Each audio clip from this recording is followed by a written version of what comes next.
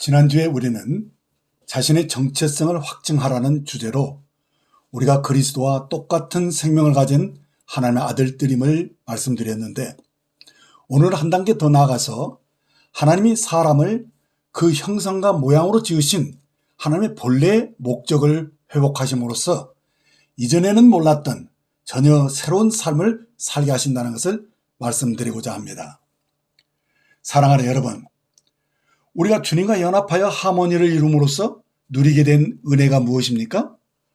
하나님과 화목하게 됨으로써 우리가 누리게 된 은혜는 무엇보다도 평안이 있고 기쁨이 있고 지혜가 있고 의가 있고 거룩함도 있으며 명철도 있고 형통함이 있다라고 할 수 있는데, 이 외에도 우리가 누리고 있는 것들은 너무도 많다는 것입니다. 자, 그렇다면 여러분에게 질문 하나를 하겠습니다. 하나님이 여러분에게 내가 반드시 응답할 터이니 딱 하나만 구하라 하신다면 여러분은 어떤 걸 구하시겠습니까? 장수를 구하시겠습니까? 그런데 하나님이 장수를 주셨는데 건강이 없으면 어떻게 됩니까? 그럼 건강을 구하시겠습니까? 근데 건강을 주셨는데 가난하다면 어떻게 되죠? 그럼 부유함을 구하시겠습니까? 하지만 장수가 없으면 부유함도 건강도 별 의미가 없을 것입니다. 그래서 저는 이래저래 생각하다가 한 가지 명쾌한 답을 얻게 되었습니다. 하나님은 이미 우리에게 하나님의 유일하신 아들 예수님을 주셨다는 것입니다. 사실 이 아들 안에 우리가 필요로 하는 모든 것이 포함되어 있습니다. 주 예수님 안에 우리가 바라는 모든 것이 함께 있다는 사실입니다. 그렇습니다. 주님은 나의 생명이시고 힘이시고 건강이시고 기쁨이시고 평안이시며 형통입니다.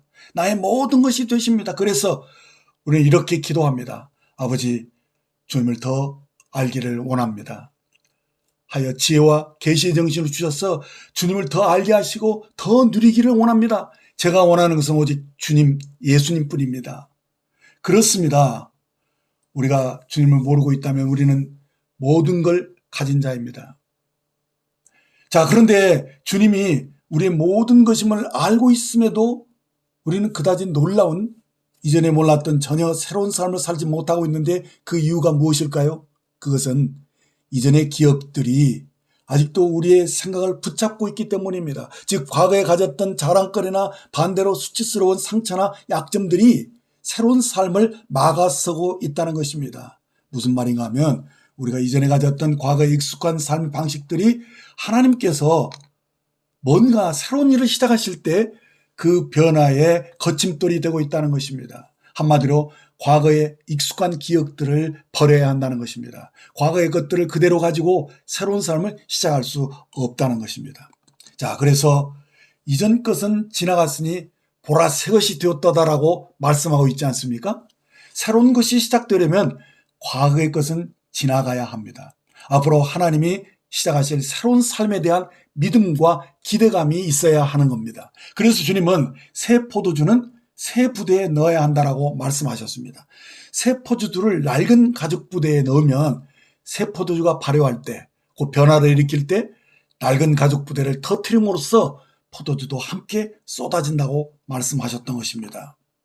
그렇습니다. 새로운 생각, 새로운 일을 하기 위해서는 우리에게 새로운 사고방식이 요구됩니다. 그래서 우리는 하나님이 우리 마음에 손을 두고 행하시는 일에 우리의 마음을 오픈하셔야 합니다. 하지만 지금까지 익숙해왔던 분위기, 그 전통을 바꾼다는 건 그리 쉽지 않다는 것도 아셔야 합니다. 우리는 오랜 세월 틀에 박힌 예배 형식을 고수해왔습니다. 즉 내가 익숙한 예배 스타일이 우리에게 다 있다는 것입니다. 그것들을 바꾸게 되면 매우 어색하고 힘듭니다. 그러나 하나님이 새로운 일을 원하실 때 과거에 내가 관계했던 것들을 끊어내야 할 때가 온다는 것입니다. 그래서 마치 갓 태어난 신생아처럼 우리는 모든 것을 새롭게 다시 배워야 합니다. 그렇습니다. 새로운 일이 시작되는 것의 가장 큰 장애물은 과거의 경험들입니다. 과거의 경험들이 아무리 좋은 경험이라 할지라도 새로운 삶이 시작되려면 과거의 경험들을 다 내려놓으셔야 합니다. 새 생명으로 행하는 것은 옛사람의 선한 방식으로는 안 되는 것입니다.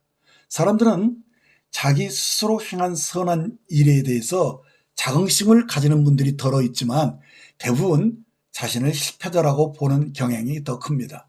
왜냐하면 타락한 죄의 본성을 가진 그 이기적인 자아로 선한 일을 하는 게 결코 쉽지 않기 때문에 대부분 부정적인 생각, 그런 기억들로 인해서 자신을 가치 없는 자로 실패자로 보는 경향이 강하다는 것입니다. 그래서 하나님이 새 일을 하고자 하실 때 자아가 이 부정적인 생각으로 새 일을 진행할 수 없게 만드는 것입니다. 그래서 대부분 시도하기도 전에 그건 안 된다라고 말을 하곤 합니다. 고린도서 3장 3절을 보시면 너희는 아직도 육신에 속한 자로다. 너희 가운데 시기와 분쟁이 있으니 어찌 육신에 속하여 사람을 따라 행함이 아니리요라는 구절을 보시게 되면 이 사람도 비록 육신에 속한 자일지라도 주님을 영접한 사람이 맞습니다.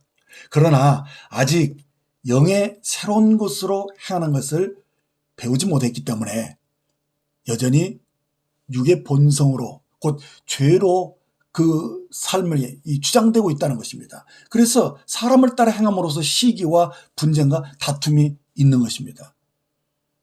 그래서 나는 베드로에게, 나는 바울에게 속했다고 하면서 교회 안에서 당을 짓는 사람들로 나타나 버리고 맙니다. 달리 말하면 이 사람들이 새로운 삶을 아직 살지 못하고 있는 것은 과거의 삶, 곧 옛사람의 삶의 방식을 그대로 가지고 있기 때문입니다. 자, 그래서 로마서 8장 6절을 보시면 그 이유를 알게 됩니다. 육신의 생각은 사망, 곧 죽음이요. 영의 생각은 생명과 평안이라고 말씀해 줍니다. 그렇습니다. 하나님이 본래 고안하셨던 하나님의 경륜 가운데 있는 이 세 사람의 삶의 방식은 사람이 하나님의 형상과 모양으로 지어졌기 때문에 하나님과 같이 영으로 가장 높은 차원의 삶을 살도록 지어진 존재입니다. 그게 무엇이냐? 곧 영의 생각으로 사는 것입니다. 이렇게 본래 아담은 하나님이 만든 모든 피조물을 온전하게 통치할 수 있는 임금으로 아주 존귀한 존재로 지어졌던 것입니다. 그래서 그는 그때 영의 생각으로 곧 하나님 주신 지혜와 계시의 정신으로 모든 만물들을 영으로 다스렸다는 것입니다. 그래서 그는 하나님의 형상을 그대로 반영할 수 있는 신령한 사람이었습니다. 그래서 하나님이 그 사람을 볼 때 하나님 자신을 볼 수 있었던 것이었습니다. 그러니까 아담은 하나님을 거울과 같이 반영할 수 있는 자로서 하나님의 영광이 가득한 영의 사람으로 살았다는 것입니다.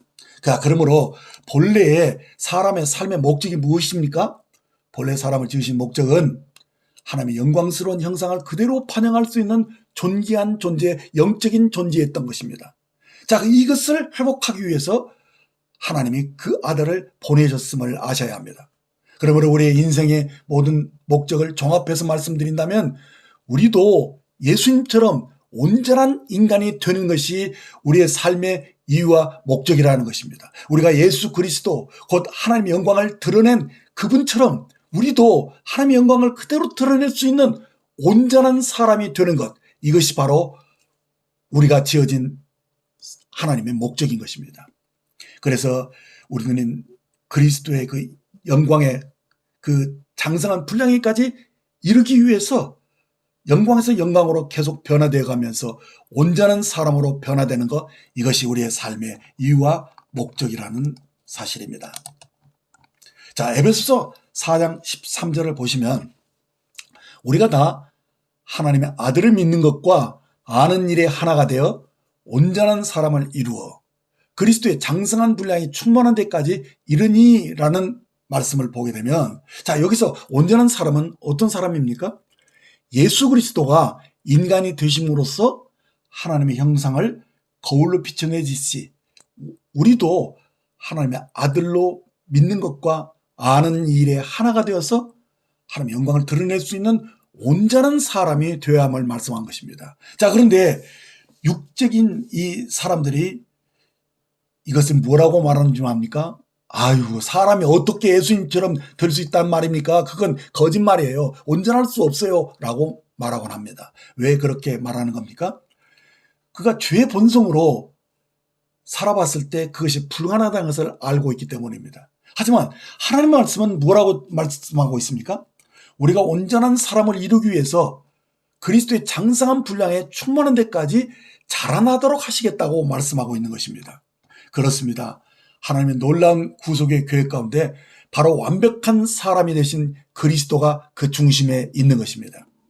하나님은 그 아들 예수 그리스도를 통해서 하나님께서 구원하시고 회복하실 새로운 피조물의 원형을 만드신 것입니다.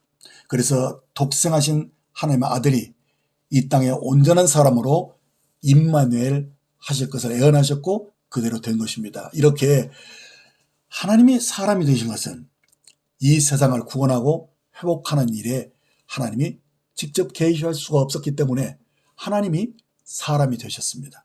만약 하나님께서 이 세상을 구속하시고 회복하시는데 직접 하나님이 개입하시게 된다면 그것은 불법이 되고 만다는 것입니다. 한마디로 말해서 하나님이 사람으로서 그 일을 하셔야만 했다는 것입니다. 자, 그렇다면 그 이유가 무엇입니까? 하나님이 이 땅에서 통치하시는 것은 사람을 통해서만 하시기로 작정하셨기 때문입니다. 창세기 1장 26절에서 28절을 보시면 이것은 하나님이 스스로 유대한 선포를 하신 겁니다. 하나님이 그들에게 복을 주시며 하나님이 그들에게 이르시되 생육하고 번성하여 땅에 충만하라. 땅을 정복하라. 바다의 물고기와 하늘의 새와 땅에 움직이는 모든 생물들을 다스리라 하시니라. 자, 이렇게 사람이 이 땅을 다스리게 하자라고 하시면서 복을 주셨다는 것을 우리가 볼 수 있습니다. 하나님이 자신의 권세를 곧 정부의 그 권세를 인간에게 위임하셨다는 것입니다. 자, 이렇게 하나님은 이 땅의 모든 피조물을 사람을 대리자로 권위자로 세우셔서 통치하도록 하셨던 것입니다. 하나님은 이 자신의 이 새로운 이 교육을 바꾸실 수가 없습니다. 왜냐하면 하나님이 자신의 교육을 변경한다면 그것은 더는 하나님이 아니라는 것을 표명하는 것이 됩니다. 그래서 하나님이 친히 사람이 되셔서 하늘에서 이루어진 일들을 이 땅에서 이루어지도록 그 역할을 사람에게 맡기신 것입니다. 그래서 주님이 인자로 오셔서 하나님의 어린 양으로 십자가에서 돌아가셨고 죽은 자 가운데서 다시 살아나심으로써 그가 사람으로서 이 모든 일들을 이루시고 그가 하늘로 올라가셨다는 사실입니다. 그래서 지금 주님은 완벽한 인간으로서 하나님 우편에 앉아서 이 땅을 통치하고 계시는 것입니다. 그러니까 하나님은 실제로 온 우주 만물의 소유자로 계시지만 통치하는 것은 곧 매즘은 이 통치는 사람이 하는 것입니다. 그래서 사람은 이 땅에서의 왕이고 제사장입니다. 사람이 통치자이고 관리자, 그 매니저라는 것입니다. 그래서 예수님이 구원의 창시자로 사람의 형체를 입으셔야만 했던 것입니다. 히브리서 2장 11절로 12절을 보시면 거룩하게 하시는 이와 거룩하게 함을 입은 자들이 다 한 근원에서 난지라. 그러므로 형제라 부르시기를 부끄러워하지 아니하시고 이르시되 내가 주의 이름을 내 형제들에게 선포하고 내가 주를 교회 중에 찬송하리라 라고 말씀하셨던 것입니다. 이렇게 주님은 형제와 같은 모양으로 오셔야만 했던 것이 바로 이 땅에서 모든 일들은 사람이 없이는 이루어질 수가 없게 교역되었기 때문입니다. 자, 그런데 사람들은 언제나 이런 의구심을 가지고 이런 질문들을 많이 합니다. 하나님은 왜 이런 끔찍한 일을 우리에게 허락하신 것이죠? 왜 하나님은 우리에게 가난하게 하시고 또 고난을 허락하신다는 것입니까? 왜 이 세상 가운데 이렇게 재난이 임하는 것이죠? 그러나 그것은 우리들의 오해입니다. 하나님이 이런 재앙과 불행을 허용하신 것이 아니라는 것입니다. 왜냐하면 하나님은 이 땅에 일어난 모든 것을 사람에게 이미 위임하셨기 때문입니다. 그러니까 사람에게 일어난 모든 고통과 재난은 사람의 타락으로 인해서 이 창조물들이 결국 사람이 망쳐놓았다는 것입니다.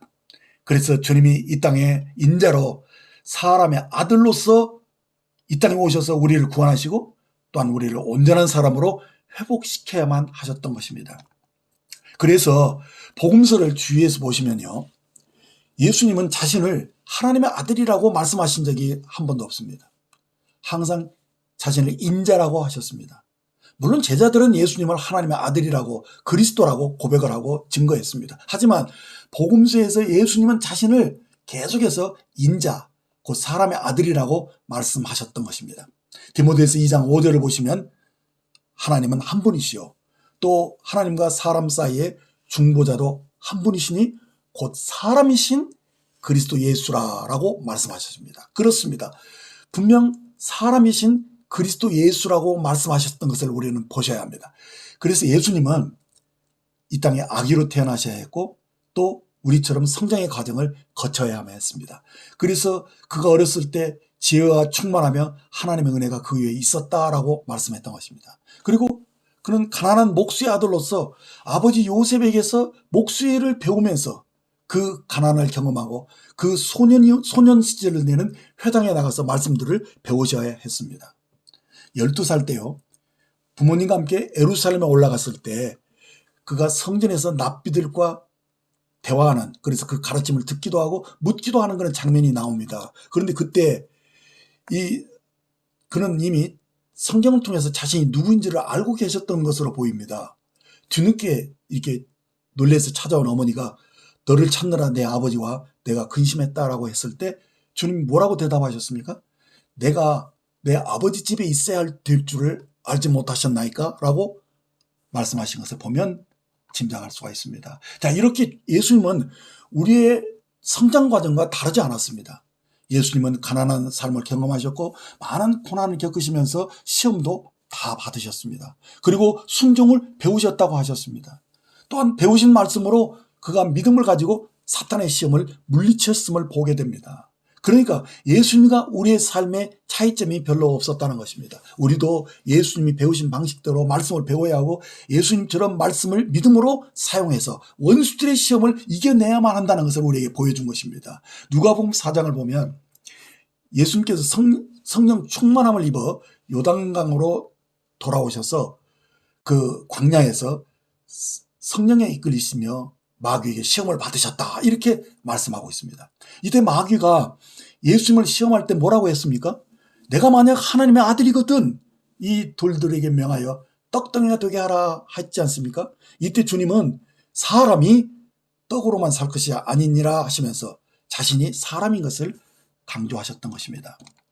자, 그러자 마귀가 순식간에 천하만국을 보이면서 이 모든 권세와 영광을 내가 내게 주리라 하면서 이것은 내게 넘겨준 것이므로 나의 원하는 자에게 주노라 한 것을 봅니다.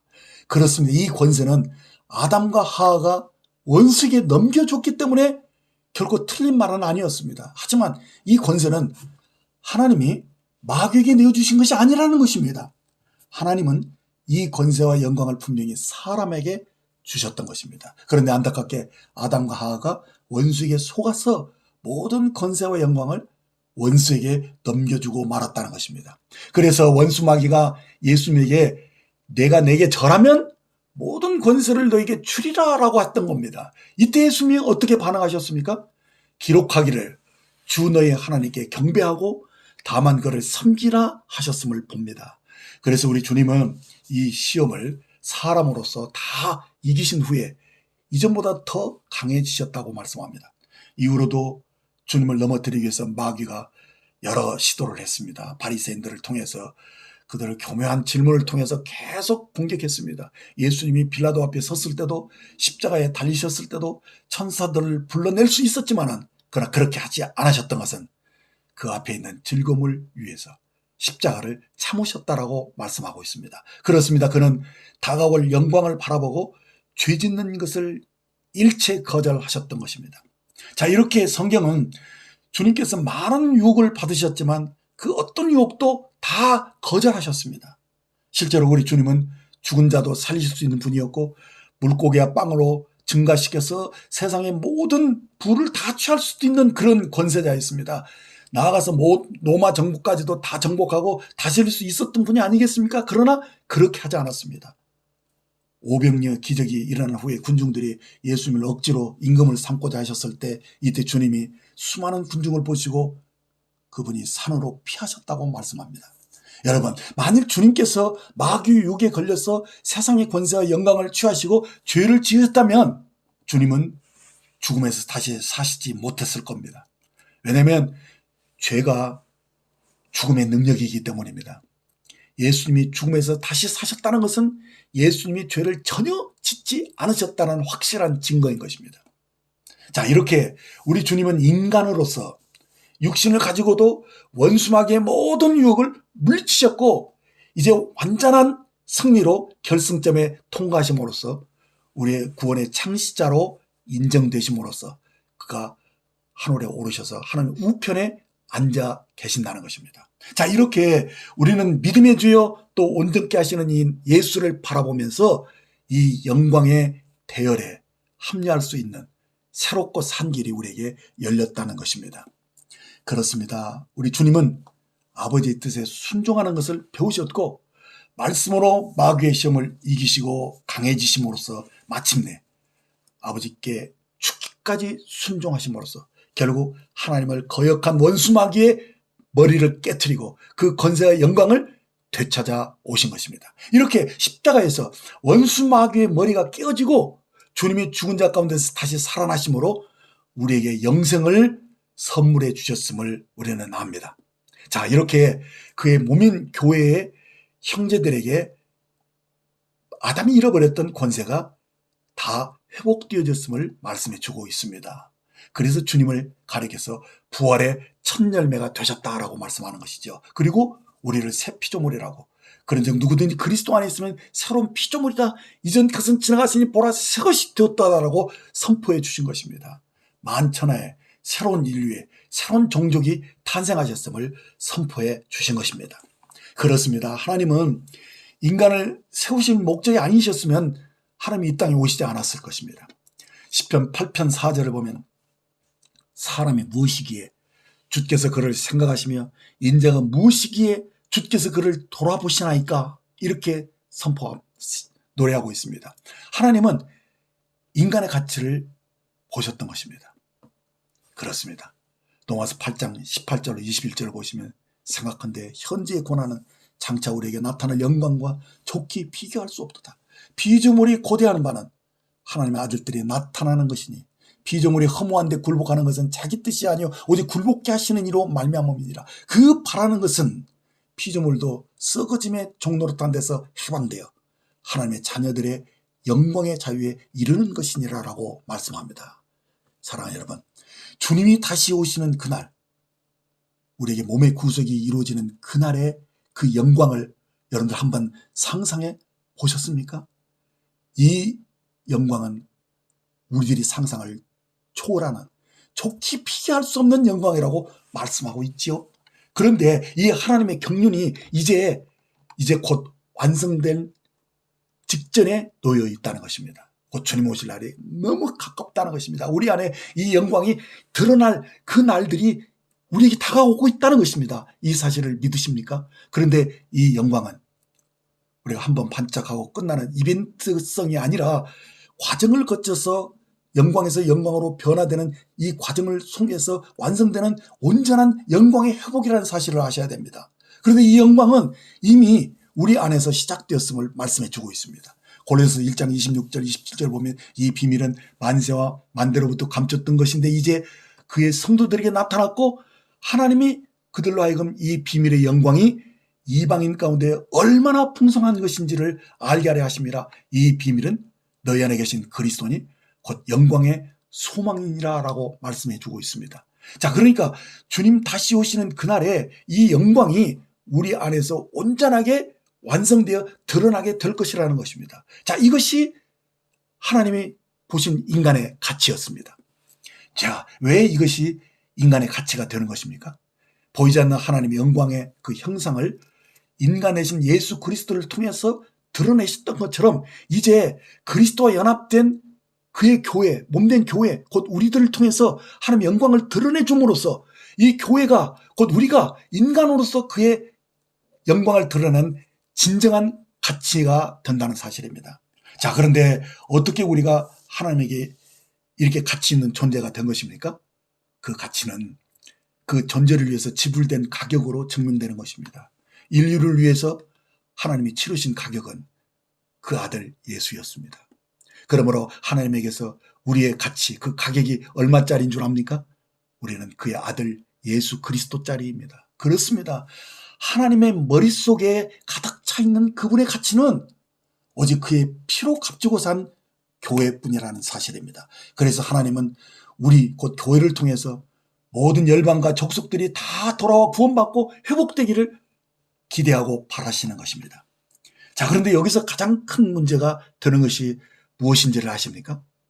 그것은 우리가 곧 교회가 우리 자신을 어떻게 보고 무엇을 믿고 있느냐 하는 그것이 문제인 것입니다.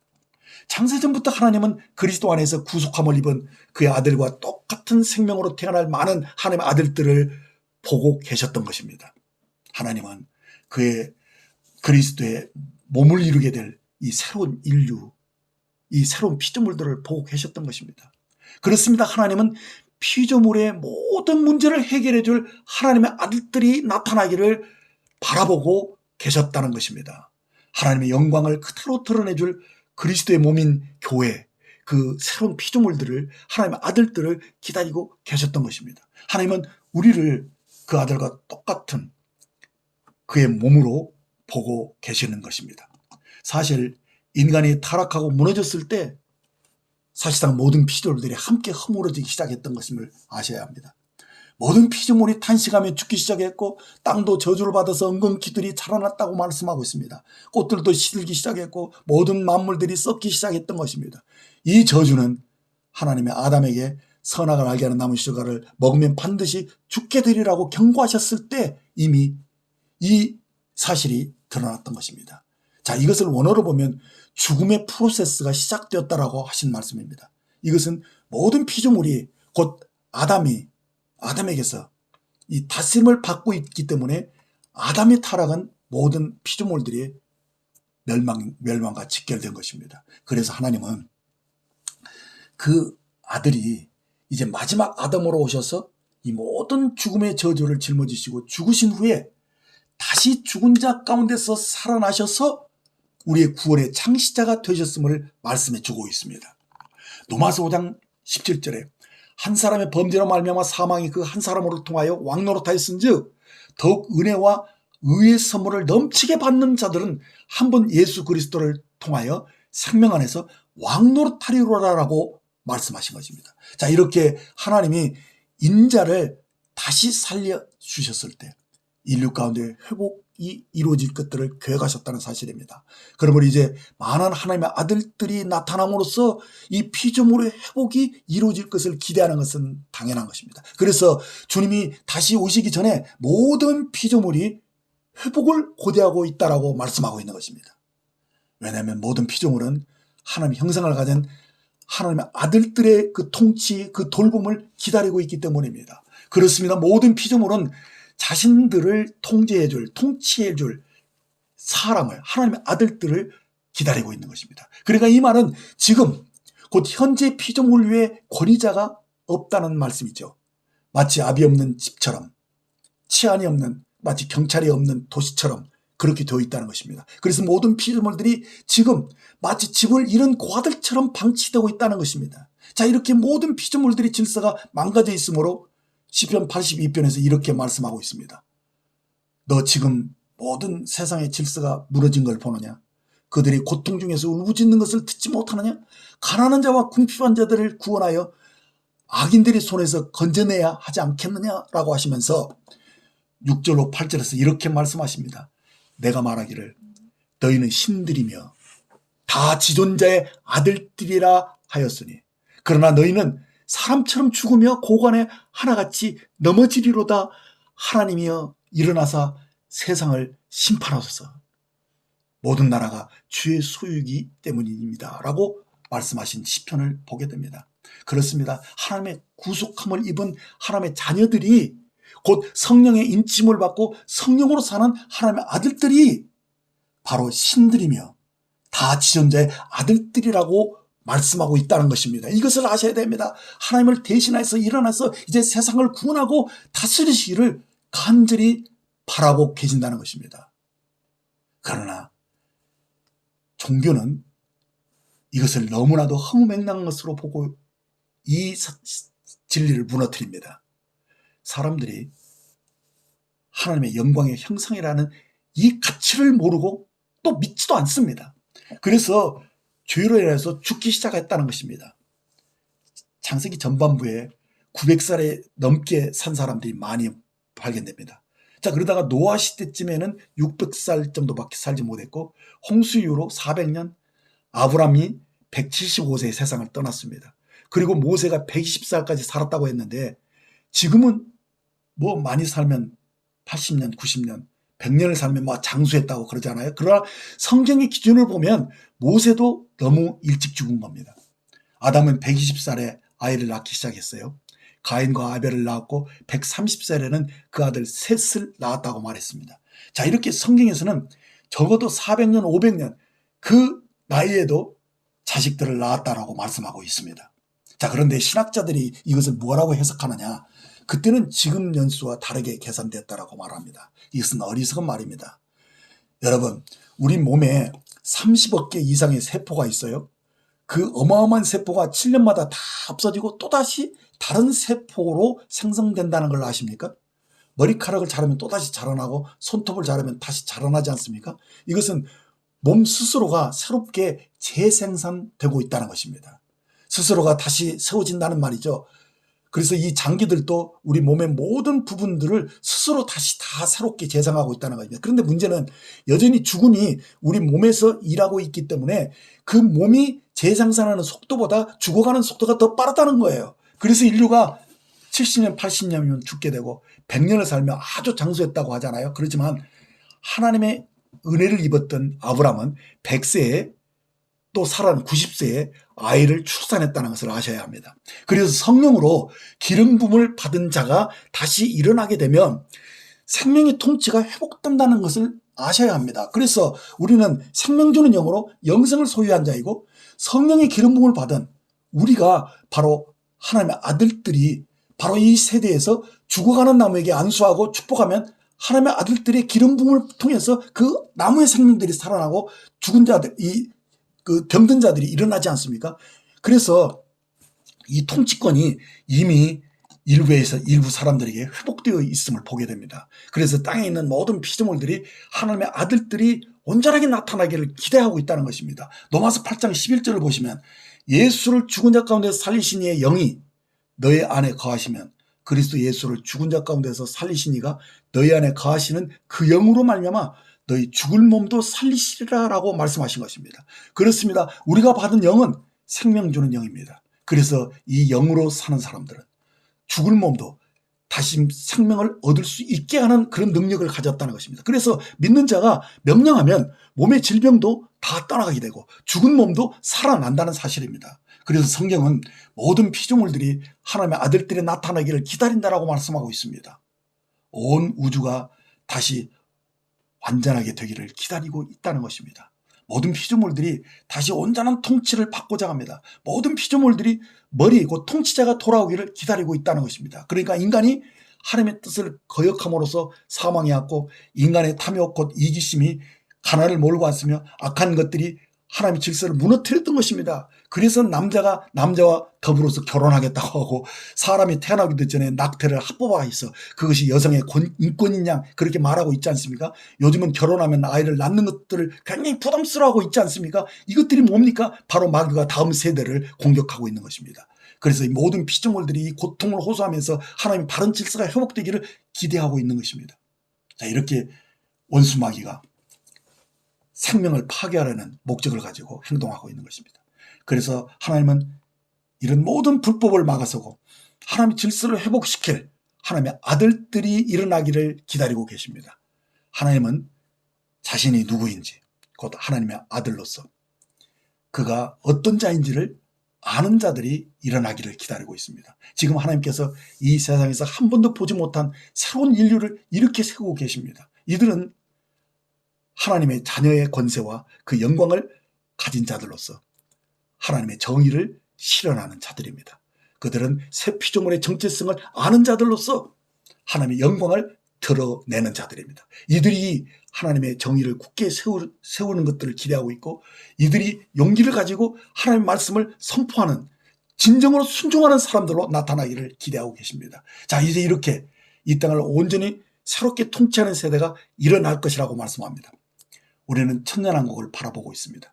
주님이 이 땅에 계시는 동안 이 세상을 사랑의 법으로 다스렸던 것처럼 허다한 죄를 덮어줌으로써 생명을 살리고 성령의 법으로 이 세상을 다스리는 전혀 새로운 피조물 세대가 일어나고 있는 것입니다.